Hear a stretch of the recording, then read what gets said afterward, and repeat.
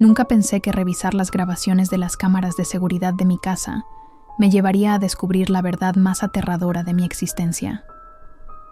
Todo comenzó cuando desperté en mi cama un martes por la mañana, con la extraña sensación de que algo había cambiado durante la noche. No podía explicarlo, pero mi cuerpo se sentía diferente, como si hubiera dormido en una posición incómoda durante días, aunque recordaba haberme acostado normalmente. La primera pista de que algo andaba mal fue el comportamiento de mi familia. Mi esposa María evitaba el contacto visual y mis hijos, Luis de 16 años y Carmen de 14, prácticamente huían cuando intentaba hablar con ellos. Durante el desayuno, el silencio era tan espeso que se podía cortar con un cuchillo. Cuando pregunté si todo estaba bien, María murmuró algo sobre estar cansada y se fue de la cocina, dejando su café intacto. Pero lo que realmente me perturbó fue encontrar tierra bajo mis uñas. Tierra negra, húmeda, con un olor particular que no lograba identificar. No había trabajado en el jardín en semanas, y la tierra de nuestro patio era más clara, casi arenosa. Esta tierra era diferente, más densa, más fértil. Durante los días siguientes, la atmósfera en casa se volvió asfixiante. María comenzó a sobresaltarse cada vez que entraba a una habitación, como si hubiera visto un fantasma. Los niños susurraban entre ellos y dejaban de hacerlo bruscamente cuando me acercaba. Empecé a notar pequeños detalles que antes pasaban desapercibidos. Flores frescas en la mesa del comedor que no recordaba haber visto antes. El olor constante a desinfectante en toda la casa. Y lo más inquietante de todo, que mi ropa favorita había desaparecido de mi armario. La paranoia comenzó a apoderarse de mí. Instalé cámaras de seguridad adicionales por toda la casa, argumentando que habían aumentado los robos en el vecindario. María protestó débilmente, pero no pudo ofrecer una razón convincente para oponerse. Los niños simplemente me miraron con esos ojos extraños, como si supieran algo que yo ignoraba. Una noche, mientras María dormía, decidí revisar las grabaciones de la semana anterior. Lo que vi me heló la sangre. En la pantalla, observé cómo María y los niños entraban por la puerta principal cargando palas sucias y bolsas de tierra. Sus rostros estaban manchados de barro, sus ropas empapadas, y lo más escalofriante era la expresión de sus caras. No había tristeza, no había dolor, solo una determinación fría y calculadora. Pero eso no era lo peor. Seguí rebobinando las grabaciones hasta llegar a 3 días atrás, la noche antes de que comenzara esta pesadilla. Lo que vi me hizo vomitar allí mismo, sobre el teclado de mi computadora. En la pantalla, clara como el día, estaba mi familia arrastrando algo envuelto en una sábana blanca. Algo del tamaño y forma de un cuerpo humano. Mi cuerpo. Con las manos temblorosas, seguí la grabación. Los vi cavar un hoyo en el fondo del jardín, donde María había plantado recientemente unos rosales. Los vi arrojar el bulto envuelto al hoyo con una facilidad que sugería práctica. Los vi cubrir todo con tierra, apisonar la superficie, plantar las flores encima, y durante todo el proceso, no derramaron ni una sola lágrima. Mi mente se negaba a procesar lo que había visto. Era imposible. Yo estaba vivo. Estaba ahí, viendo las grabaciones. Pero las imágenes no mentían. Corrí al jardín en plena madrugada. Cavé con mis manos desnudas entre los rosales que María tanto cuidaba. La tierra estaba suelta, fácil de remover, como si hubiera sido removida recientemente. A medio metro de profundidad, mis dedos tocaron algo suave. Tela. Retiré más tierra con desesperación, hasta que pude ver claramente lo que había enterrado allí. Era una sábana blanca, la misma de la grabación. Con el corazón latiendo tan fuerte que pensé que se saldría de mi pecho, levanté una esquina de la tela. Mi propio rostro me devolvió la mirada. Pálido, sereno, con los ojos cerrados. Era yo, pero no era yo. La piel tenía esa cualidad seria de la muerte, los labios azulados, las uñas negras. Pero lo más aterrador era que el cuerpo no mostraba signos de descomposición. Era como si hubiera muerto apenas unas horas antes, no 3 días. Retrocedí tropezando, cayendo sobre los rosales. Las espinas se clavaron en mi espalda, pero apenas sentí el dolor. Mi mente trataba desesperadamente de encontrar una explicación lógica. ¿Era un sueño? ¿Una alucinación? Pellizqué mi brazo hasta hacerme sangrar. El dolor era real, yo era real. Pero si yo estaba vivo, ¿quién era ese en la tumba? Corrí de vuelta a la casa, directamente al baño. Me miré al espejo bajo la luz fluorescente. Mi reflejo me devolvió la mirada, pero algo estaba mal. Mi piel tenía un tono grisáceo que no había notado antes. Mis ojos, que siempre habían sido marrones, ahora tenían un tinte amarillento. Y cuando sonreí, mis encías se veían demasiado pálidas, como si la sangre no circulara correctamente por ellas. Bajé las escaleras con sigilo y encontré a María despierta en la cocina, preparando café. Cuando me vio, la taza se le escapó de las manos y se hizo añicos contra el suelo. «Jesús santo», murmuró, y por primera vez en días, me miró directamente a los ojos. «¿Cómo es que sigues aquí?» «¿Qué quieres decir?», pregunté, aunque una parte de mí ya sabía la respuesta. María se llevó las manos a la boca. Sus ojos se llenaron de lágrimas. «Te enterramos, Miguel. Te enterramos hace 3 días. Estabas muerto». Las palabras golpearon mi conciencia como un martillo. «Eso es imposible. Estoy aquí. Estoy hablando contigo». «Lo sé», susurró María, retrocediendo hacia la pared. «Por eso estoy tan asustada. Por eso no podemos mirarte. No deberías estar aquí». Los niños bajaron las escaleras, atraídos por el sonido de la taza rompiéndose.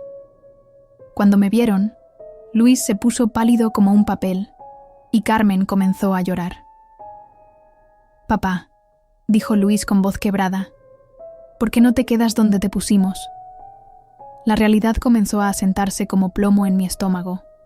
Las miradas extrañas, el comportamiento esquivo, la tierra bajo mis uñas, mi ropa desaparecida, todo comenzaba a tener sentido de la manera más horrible posible. «¿Cómo morí?», pregunté, sorprendido por la calma de mi propia voz. María se enjugó las lágrimas. «Ataque cardíaco. Te encontré en el estudio, caído sobre el escritorio. El médico dijo que habías estado muerto por horas cuando llegué». «Pero llamaron a la ambulancia, ¿verdad? ¿Al forense?» El silencio que siguió fue más revelador que cualquier palabra. María negó lentamente con la cabeza. «No podíamos, Miguel. Tenías ese seguro de vida tan grande. Y si investigaban, si hacían una autopsia, descubrirían sobre las píldoras». «¿Qué píldoras?» «Las que has estado tomando sin saberlo durante meses», admitió Carmen entre sollozos. «Mamá las ponía en tu café todas las mañanas. Para tu corazón», decía, «para que no sufrieras». La traición golpeó más fuerte que la revelación de mi muerte. Mi propia familia me había estado envenenando lentamente, esperando el momento oportuno para cobrar mi seguro de vida. Pero algo había salido mal. Algo los había obligado a enterrarme en secreto en lugar de reportar mi muerte natural. «¿Por qué no llamaron a las autoridades?», insistí. Luis intercambió una mirada culpable con María. «Porque cuando mamá te encontró, aún respirabas. Muy débilmente, pero respirabas. Ella te puso la almohada sobre la cara para acabar con tu sufrimiento. Pero luego se asustó. Pensó que si llamaba a la ambulancia, descubrirían que me había asesinado». Terminé la frase. María asintió, las lágrimas corriendo por sus mejillas. «No fue planeado así. Las píldoras solo debían debilitarte gradualmente, hacer que pareciera natural cuando finalmente ocurriera. Pero cuando te vi ahí, sufriendo, no pude soportarlo. Lo siento mucho, Miguel». Una risa amarga escapó de mi garganta. «¿Lo sientes? ¿Sientes haberme asesinado por dinero o sientes que tu plan no funcionó?» «Siento todo», sollozó. «Pero, sobre todo, siento que hayas regresado, porque esto no es natural. Esto no debería estar pasando. Tenía razón. Nada de esto era natural. Yo no debería estar parado ahí, manteniendo una conversación con mi familia, después de haber estado muerto y enterrado durante 3 días. Pero ahí estaba, sintiéndome más vivo que nunca, aunque algo en mi interior se sentía fundamentalmente diferente.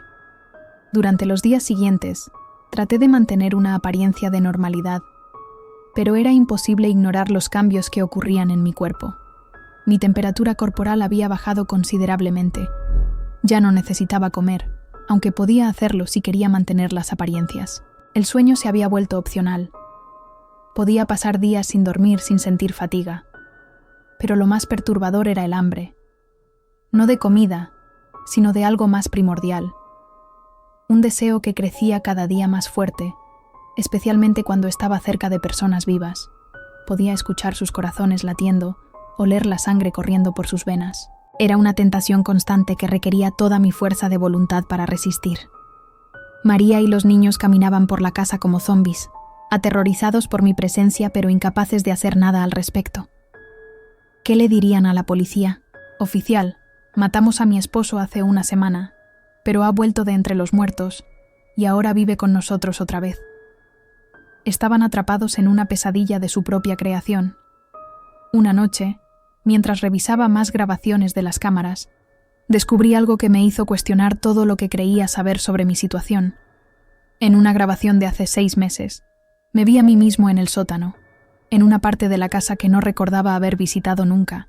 En la pantalla, me veía moviendo cajas, reorganizando muebles viejos, pero lo extraño era que no tenía recuerdo alguno de haber hecho eso. Bajé al sótano para investigar. Detrás de una estantería vieja, encontré una puerta que había estado oculta. La puerta estaba cerrada con llave, pero la cerradura cedió fácilmente bajo mi nueva fuerza sobrenatural.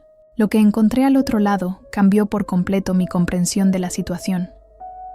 El cuarto estaba lleno de frascos de vidrio, cada uno etiquetado con fechas que se remontaban a más de 1 año. Dentro de los frascos había lo que parecían ser órganos preservados, corazones, riñones, fragmentos de tejido muscular. Y en una mesa de acero inoxidable en el centro de la habitación había instrumentos quirúrgicos y un cuaderno lleno de notas escritas con mi propia letra. Abrí el cuaderno con manos temblorosas. Las páginas estaban llenas de diagramas anatómicos, fórmulas químicas y notas detalladas sobre experimentos que aparentemente había estado realizando, pero no tenía recuerdo de haber escrito ni una sola palabra. La última entrada en el cuaderno estaba fechada el día antes de mi muerte. El proceso está casi completo. Los años de investigación finalmente han dado frutos. Si mis cálculos son correctos, la muerte será solo temporal. El verdadero Miguel despertará con capacidades superiores, mientras que las memorias del anterior se desvanecerán gradualmente. La familia nunca sabrá la diferencia, excepto por las mejoras evidentes. Las páginas siguientes describían en detalle un procedimiento para reemplazar gradualmente órganos vitales con versiones modificadas, creadas a partir de tejido cultivado y mejorado con compuestos químicos experimentales. El objetivo era crear un ser humano que pudiera sobrevivir a la muerte clínica y regresar con habilidades sobrenaturales. Pero lo más perturbador era la sección final del cuaderno. El Miguel original debe ser eliminado antes de que el nuevo despierte completamente. La coexistencia de ambos podría crear paradojas neurológicas peligrosas.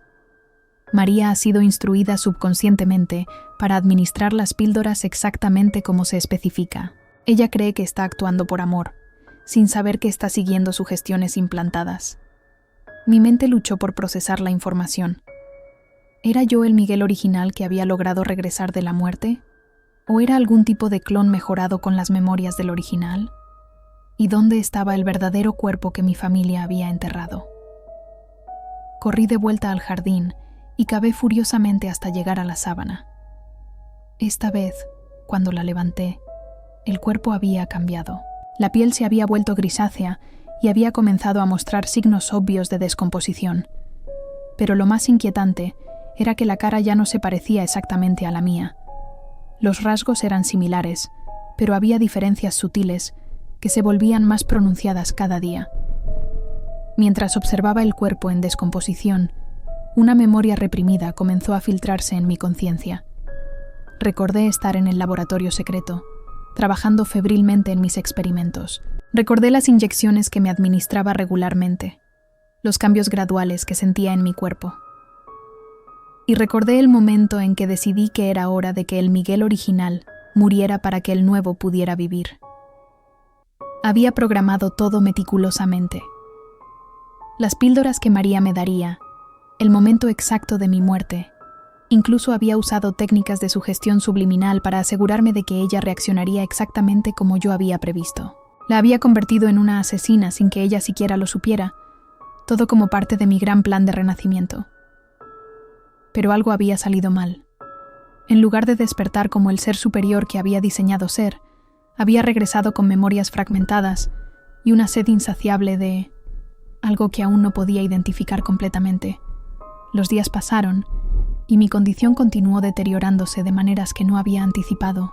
La piel comenzó a desprenderse en pequeños fragmentos, especialmente alrededor de las manos. Mis ojos se volvieron cada vez más sensibles a la luz, obligándome a permanecer en áreas oscuras de la casa durante el día. Y el hambre, esa terrible hambre, crecía exponencialmente. Una noche, mientras María dormía, no pude resistir más. Me incliné sobre ella, inhalando el aroma de su sangre, escuchando el ritmo hipnótico de su corazón. Mis nuevos dientes, que habían crecido más largos y afilados, casi tocaron su cuello antes de que lograra controlarme. Pero en ese momento de claridad, recordé otra entrada del cuaderno que había pasado por alto. En letra pequeña, casi como una nota al margen, había escrito: nota importante. El proceso puede crear dependencia de hemoglobina fresca.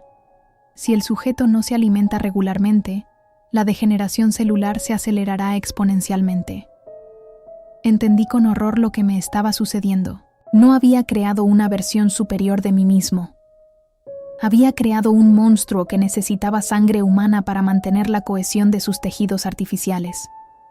Y si no me alimentaba pronto, me desintegraría lentamente en una masa putrefacta. La ironía era demasiado perfecta. En mi arrogancia científica, había creado el plan perfecto para asesinar al Miguel original y reemplazarlo con una versión mejorada. Pero mi creación era defectuosa, condenada a convertirse en un parásito que se alimentaría de aquellos que una vez amé. Durante las noches siguientes, salí de la casa en busca de víctimas. Al principio, traté de encontrar personas que no fueran extrañadas, indigentes, adictos, prostitutas. Pero la sed era demasiado fuerte, y pronto descubrí que podía drenar la sangre de alguien sin matarlo necesariamente, siempre que fuera cuidadoso. Desarrollé un método. Acechaba a las personas en estacionamientos vacíos o callejones oscuros, las atacaba por detrás, bebía lo suficiente para satisfacer mi hambre, y luego las dejaba inconscientes con memorias borrosas de lo que había ocurrido. Muchos pensaban que habían sido atacados por algún animal salvaje o que habían sufrido algún tipo de colapso médico. Pero María comenzó a sospechar. Notó que salía todas las noches y regresaba justo antes del amanecer. Observó que mi apariencia mejoraba dramáticamente después de mis excursiones nocturnas. Y lo más revelador de todo, encontró manchas de sangre en mi ropa que yo había intentado lavar. Una noche, me confrontó. Sé lo que estás haciendo, Miguel, o lo que sea que eres ahora. No sabes nada, respondí, pero mi voz sonó diferente, más grave, más amenazante. Sé que estás lastimando gente inocente, continuó, temblando pero determinada.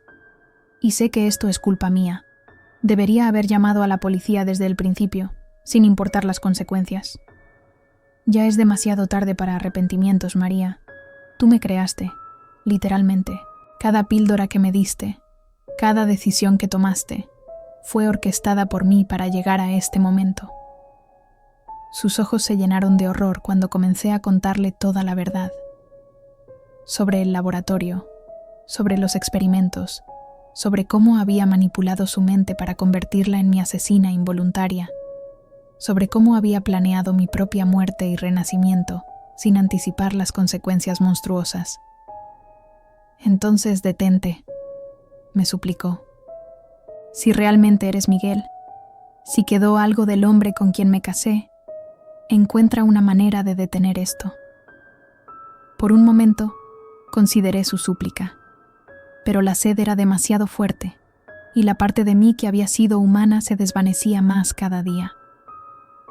«El Miguel que conociste está muerto, María. Ha estado muerto desde el momento en que pusiste esa almohada sobre su cara. Yo soy algo nuevo, algo que él creó pero que no pudo controlar». Esa noche, María hizo algo que no esperaba. En lugar de huir o llamar a la policía, bajó al laboratorio secreto y comenzó a estudiar mis notas. Cuando regresé de mi caza nocturna, la encontré inclinada sobre el cuaderno, con lágrimas corriendo por sus mejillas. «Hay una manera», dijo sin levantar la vista. «Aquí, en las últimas páginas». Miguel escribió sobre un protocolo de reversión, algo que podría usar si el experimento salía mal.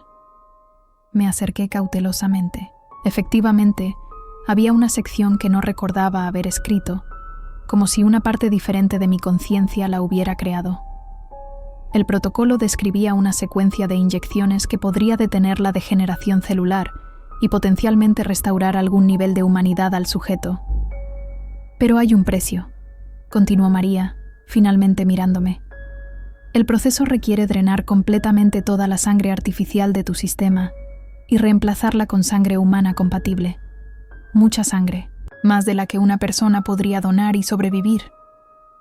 Entendí inmediatamente lo que estaba sugiriendo. Para salvarme, para detener al monstruo en que me había convertido, ella tendría que sacrificar su propia vida.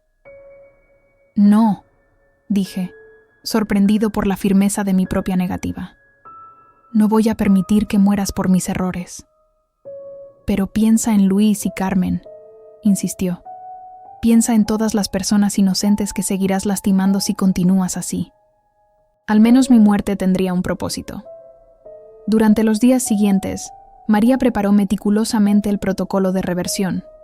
Instaló el equipo médico necesario en el laboratorio, calculó las dosis exactas, incluso escribió cartas para los niños explicando su decisión. Su determinación era tanto admirable como desgarradora. Pero yo tenía otros planes. Si iba a haber un sacrificio, sería el mío, no el de ella. El Miguel original había creado esta pesadilla. Sería apropiado que la criatura que había creado fuera quien pagara el precio final. La noche antes de que María planeara ejecutar el protocolo, entré a su habitación mientras dormía.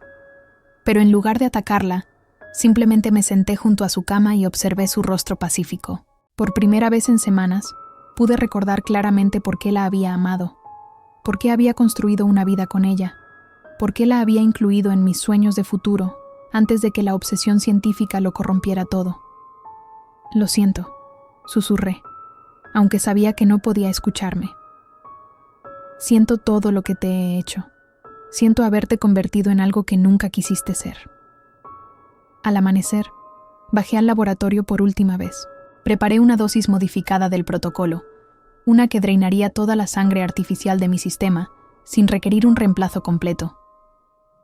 Sabía que el proceso me mataría definitivamente esta vez, sin posibilidad de regreso, pero también sabía que era la única manera de liberar a mi familia de la pesadilla que había creado. Escribí una última nota en el cuaderno. «María, si estás leyendo esto, significa que el protocolo funcionó. El monstruo que creé ha sido destruido permanentemente. Por favor, quema este laboratorio y todo lo que contiene. Nunca permitas que Luis o Carmen sepan la verdad completa sobre lo que hice. Diles que su padre era un hombre bueno, que cometió errores terribles tratando de vivir para siempre. Diles que al final eligió hacer lo correcto». Inserté la crimona en mi brazo y comencé la infusión. El líquido quemaba mientras entraba en mi sistema, pero era un dolor limpio, purificador. Sentí como la sed monstruosa comenzaba a desvanecerse, reemplazada por una paz que no había experimentado en meses. Mis pensamientos se volvieron hacia los niños. Luis, con su risa contagiosa y su pasión por el fútbol. Carmen, con su gentileza innata y su amor por los libros. Se merecían una vida normal, libre de los horrores que su padre había desatado sobre el mundo. Mientras la conciencia comenzaba a desvanecerse, escuché pasos en las escaleras. María había despertado y venía a buscarme. Quería gritar, advertirle que no bajara, que no viera lo que estaba sucediendo. Pero ya no tenía fuerzas.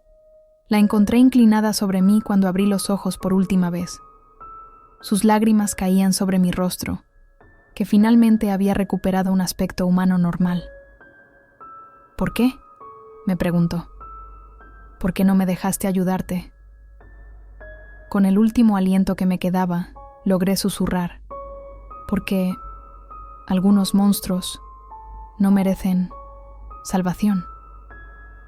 El laboratorio se quemó esa misma mañana. María le dijo a los bomberos que había sido un cortocircuito eléctrico en el sótano. Nunca encontraron mi cuerpo entre los escombros. La infusión química había acelerado la descomposición hasta el punto de que no quedó nada reconocible. Los niños lloraron en mi funeral, el segundo en un mes. Esta vez hubo un ataúd vacío y flores reales, no las que habían plantado sobre mi primera tumba. María nunca les contó la verdad completa, solo que su padre había estado muy enfermo y que había muerto tratando de curarse. Pero a veces, en las noches más oscuras, cuando el viento sopla a través de las cenizas del laboratorio destruido, María puede jurar que escucha una voz familiar susurrando disculpas al viento. Y en esos momentos, se pregunta si algunos secretos son demasiado terribles para mantenerse enterrados para siempre.